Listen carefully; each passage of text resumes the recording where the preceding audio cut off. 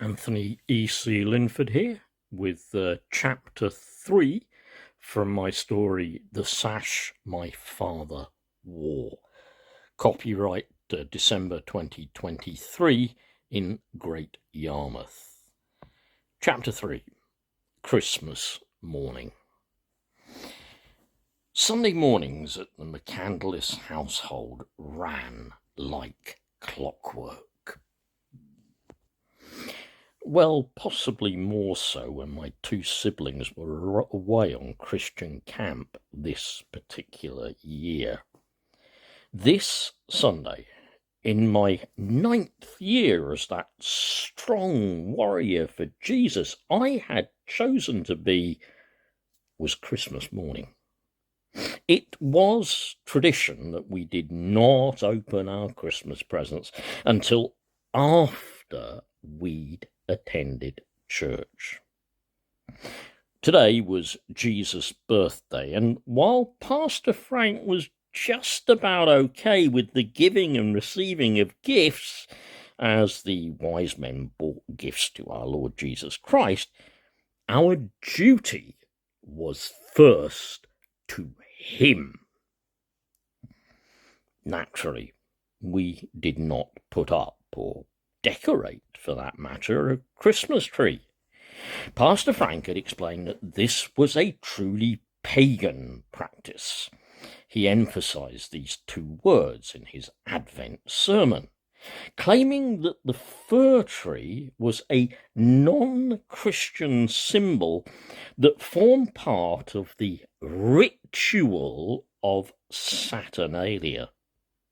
This was a practice invoked in Roman times in worship of their god, Saturn, and apparently it's where we got the phrase to knock on wood. These unconverted pagans would drag small evergreen trees into their homes, in particular in Scandinavia, where they'd apparently knock on them and listen for answers at their trunks. As the tree was one of the few things still growing in winter, it somehow represented the return of life going on through the dark cold of winter. These heathens clearly did not know Jesus, and although they did not know it, they were, as they dragged their tiny pine trees home, worshipping the creation, not the creator. My friends at school wondered why we didn't have a Christmas tree, and they looked confused when I explained. They were equally upset when I told them that I didn't believe in Father Christmas, but Jesus was the best present of all. I was almost ready and came out of the bathroom, having slicked my hair down with some of Dad's Brill-cream on his small black comb. The gel made my side parting even sharper, and Mum, in her flowered Sunday dress, wearing her church hat to comply with the teachings of Jesus, shouted to Dad, who was fastening his tie at their bedroom mirror, seated on the stool where Mum moments ago had been spraying her hair. "Doesn't he look like you, David?" She paused.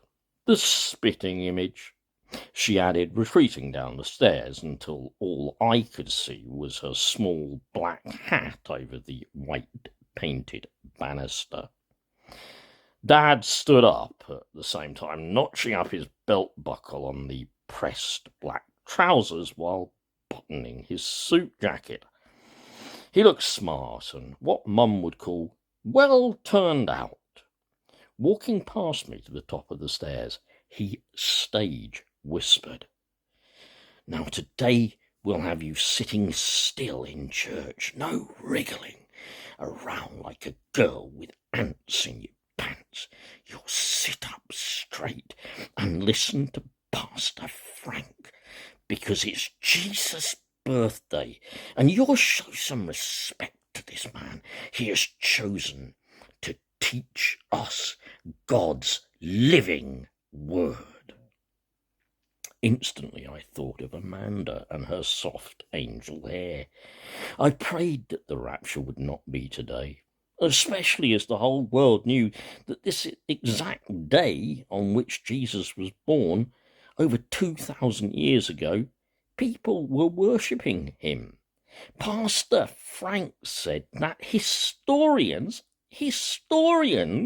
had confirmed Jesus' exact birthday, while scholars had all agreed that it was on this date, 25th of December, thousands of years ago.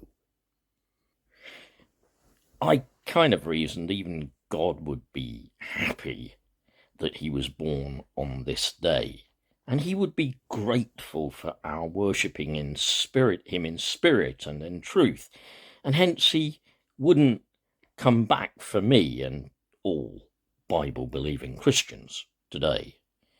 I was so looking forward to meeting with Amanda again and playing with her dolls. I wondered if she'd have new outfits for them.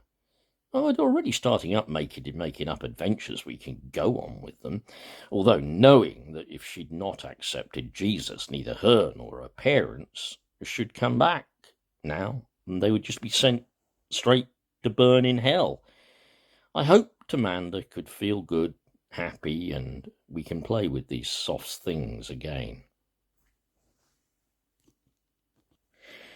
Walking down the stairs moments later as my dad opened the front door after putting on his heavy overcoat with his felt hat, the one with the small feather in its band, I tried to imagine that small baby in the crib scene at the front of our church, so helpless, so dependent on everybody and everything around him.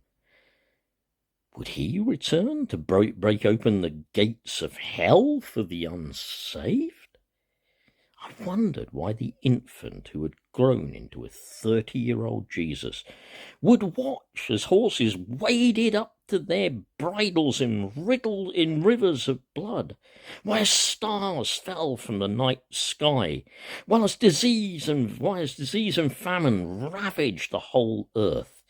This gentle infant would determine who would go to blessed heaven and who would go to eternal conscious torment.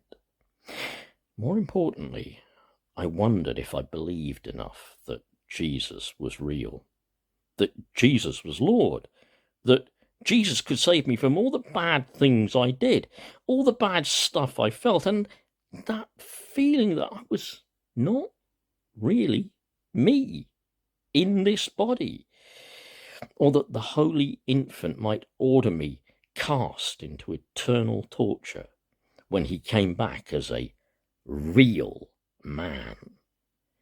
Hell was very real, and I was very, very, very scared I might be going there at any moment. Well, that's a good point to take a break in this particular chapter. Part 2 will follow shortly. And if I don't get a chance to wish any of you again, as I probably will, have a happy and blessed Christmas.